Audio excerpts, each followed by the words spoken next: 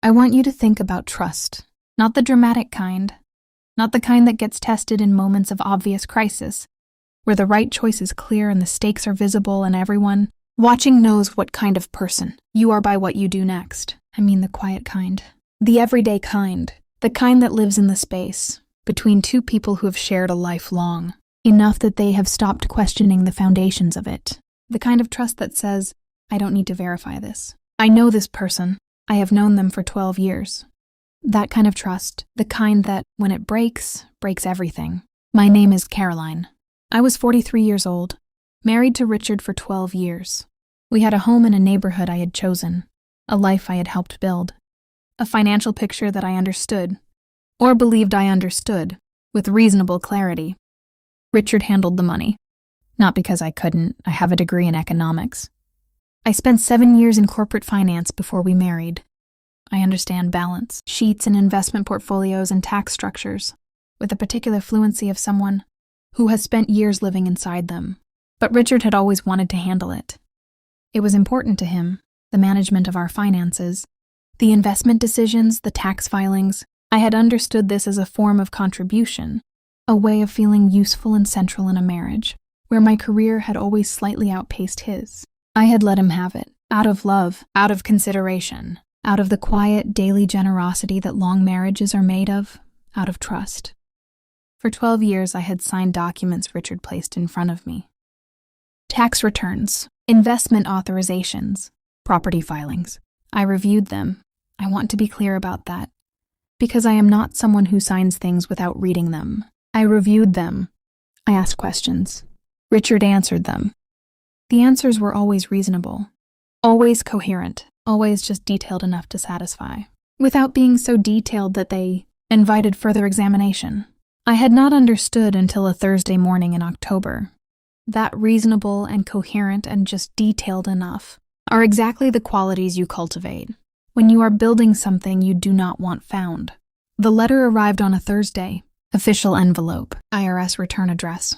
Addressed to Richard, but delivered to our home, which meant I was the one who collected the mail. I almost put it on his desk unopened. That was my instinct. Richard handles the financial correspondence. I'll leave it for him. Something stopped me, not suspicion, not intuition, just a pause. The particular pause that comes sometimes, before a decision you don't fully understand yet. I opened it. It was a notice, a formal inquiry, the kind the IRS sends, when they have identified a discrepancy between reported income and income they have reason to believe exists. Technical language, specific figures, specific very large figures. I read it 3 times. Then I sat down on the kitchen floor, still in my coat, still holding the envelope, and I stayed there for a long time. Because the figures in that letter described a financial reality I had never been shown, accounts I did not know existed, income that had never appeared on any document I had reviewed or signed, a picture of our financial life that was, compared to the picture I had been given, approximately $2 million larger. $2 million, hidden, quietly, over 12 years, by the man I had trusted to handle the money, because I loved him and wanted him to feel needed. If your hands just went cold, stay with me. Subscribe to this channel right now, because what I found when I started pulling that thread, and what Richard discovered when he came home that Thursday evening, is something that took me 2 years to fully understand, and today I am going to tell you all of it. I put the letter back in the envelope. I stood up. I took off my coat. I made tea, and then I called my sister, the one who had worked in tax law for 15 years, and I read her the letter over the phone. She was quiet for a moment. Then she said, "Caroline, don't say anything to Richard tonight. Don't say anything until we talk. Can you come to my office tomorrow morning?" "Yes," I said. "Bring everything you can find," she said. "Every document, every filing, everything." I spent that evening going through our home office with the quiet, methodical attention of someone who has realized they have been looking at a room through the wrong kind of light. What I found, in files I had never had reason to open, in folders I had trusted without examining, was the beginning of a picture that would take several more weeks to complete. But even in those first hours, it was clear enough. Richard had been running a parallel financial life for 12 years. Not dramatically, Not with offshore accounts and shell companies and the kind of complexity that announces itself quietly. With the particular patience of someone who understands that the best place to hide something is in plain sight, inside a structure that looks legitimate because most of it is. I went to bed before Richard came home. I lay in the dark, and I breathed slowly, and I thought about 12 years, about every document I had signed, about every answer that had been just detailed enough, about the trust I had given so freely, so lovingly, and what it had been used for. And I made a decision. I was not going to react. I was not going to confront. I was not going to give Richard even one moment of warning. I was going to be ready first. My sister's name is Patricia. She has been a tax attorney for 15 years. She has seen things in her professional life. In the particular world of financial disputes and hidden assets and the complicated archaeology of what money actually does inside a marriage, that have given her a clarity about human nature that I have always admired and occasionally found unsettling. She was not unsettled by what I brought her. She was angry, in the quiet, focused way of someone who channels anger into precision. We spent 4 hours in her office that Friday morning, going through everything I had brought, cross-referencing, building a timeline, identifying the accounts, the structures, the particular architecture of what Richard had built and how he had built it alongside our shared life without the two ever visibly touching. He's good, Patricia said at one point. Not admiringly, analytically. How good, I said. Good enough that if the IRS hadn't sent that letter, this might have gone on indefinitely. She paused. But not good enough. There are always threads. He left threads. She showed me the threads. The first was a property, a small investment property in a state we had never discussed, purchased 7 years into our marriage, generating rental income that had been flowing into an account I did not know existed. The second was a business interest, a minority stake in a company. Richard had helped a former colleague establish, again, 7 years ago, again undisclosed, again generating returns that had been quietly accumulating.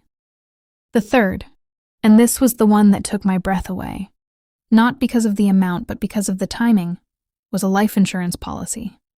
Taken out 4 years ago, significant value. Beneficiary, not me.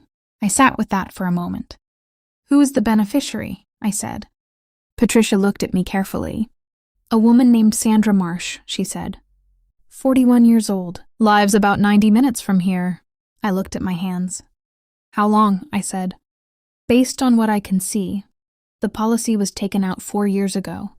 The property was purchased 7 years ago. The business interest, also 7 years ago. She paused. The accounts show activity going back approximately 12 years.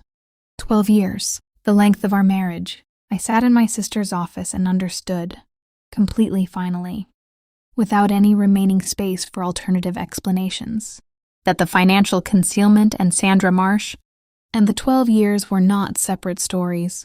They were one story, and I had been living inside it without knowing. Patricia reached across and put her hand on mine. What do you want to do? She said. I thought about it for a moment. A real moment, not a reflexive one. I want to know everything, I said. Before I do anything else, I want the complete picture. That will take time, she said. I know, I said. I have time. What followed was 6 weeks of the most focused, disciplined work I have done outside of my professional career.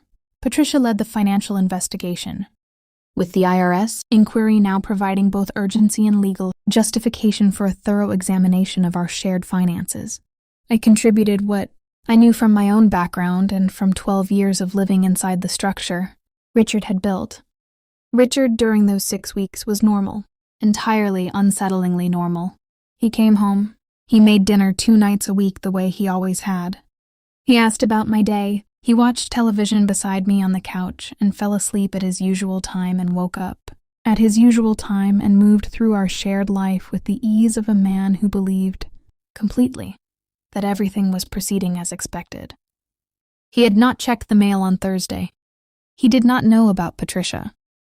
He did not know what the previous 6 weeks had produced. On the 42nd day, a Sunday evening, deliberately chosen because Sundays had always been our quietest day, The day most associated in our shared life with honesty and ease. I sat across from Richard at the dining room table. Between us, a folder, considerably thicker than the IRS envelope that had started everything. "We need to talk," I said. He looked at the folder, then at me, and in his eyes, before he composed them into something more manageable, I saw the particular expression of a man who has just understood that the careful, patient architecture of 12 years has been found. "Caroline, I've known for 6 weeks," I said. "Patricia has been working with a forensic accountant since week 2. The IRS inquiry has been responded to by our legal team, not yours. The complete financial picture, all of it, including the property, the business interest, and the policy, is documented in that folder." I paused. "Sandra Marsh's name is on the last page," I said, "along with the timeline." Richard looked at the folder for a long time. Then he said quietly, with the particular deflation of someone whose entire constructed reality has just been handed back to them, "How did you find the letter?" "It came to the house," I said. "I collect the mail." He closed his eyes. "I was going to tell you," he said. "Eventually I was—" "Richard," I said. "Don't." He stopped. "My lawyer's number is on the inside cover," I said. "I'd like you to call yours tonight." What followed was not simple. I will not pretend it was simple. 12 years of shared financial life, even one that has been partially hidden, does not untangle quickly or without cost. There were months of legal proceedings. There were discoveries within the discovery process, additional details, smaller threads that Patricia and the forensic accountant continued to find as the full picture assembled itself. The IRS matter was resolved, with Richard's resources, not mine, which was appropriate given that the discrepancy had originated entirely with him. The resolution was not inexpensive. The property and the business interest were factored into the divorce settlement with the complete accuracy that comes from thorough documentation. What I walked away with reflected 12 years of marriage. Correctly, not the version Richard had constructed, but the real one. Sandra Marsh. I want to address her directly because she deserves it. She was, as best I could determine, through Patricia and through what Richard eventually disclosed, someone who had believed she was in a relationship with a man who was separated, not divorced but separated, for 7 years. 7 years of being told, in various ways, with various levels of specificity, that the paperwork was complicated, that things were being finalized, that it was almost done. 7 years of almost. I felt, when I understood this, something I had not expected. Not for her. For her, I felt a sorrow that was genuine and uncomplicated. She had been lied to for 7 years by the same man who had been lying to me. We were not enemies. We were 2 people who had trusted the same person and been failed by him in different but equally complete ways. I did not contact her. That was a line I chose not to cross. Not because I didn't think about it, but because I understood that nothing useful would come from it for either of us. What she needed, the truth about what the relationship had actually been, she would find out through the proceedings. It would reach her whether I contacted her or not. Richard, I heard through Patricia sometime later, had moved to a smaller city, started again in some form. I do not know the details and I have not looked for them. I stayed, in the city, in the career, in the version of my life that was mine before Richard and remains mine after him. I sold the house, our house, the one I had chosen, and bought a smaller one. Just mine. With a garden I did not know I wanted until I had it. I have been in it for 2 years now. I am, most days, genuinely well. Here is what a Thursday morning and an IRS letter and 42 days of quiet preparation taught me. The foundation of a life is not the story you're told about it. It is the actual structure underneath, the numbers, the documents, the decisions made in rooms you were not in. And when the gap between the story and the structure becomes visible, however it becomes visible, however late, you have a choice. You can look away, or you can pull the thread. Pull the thread. My husband hid $2 million from me for 12 years. An IRS letter arrived on a Thursday morning. I opened it, and everything that had been hidden came into the light.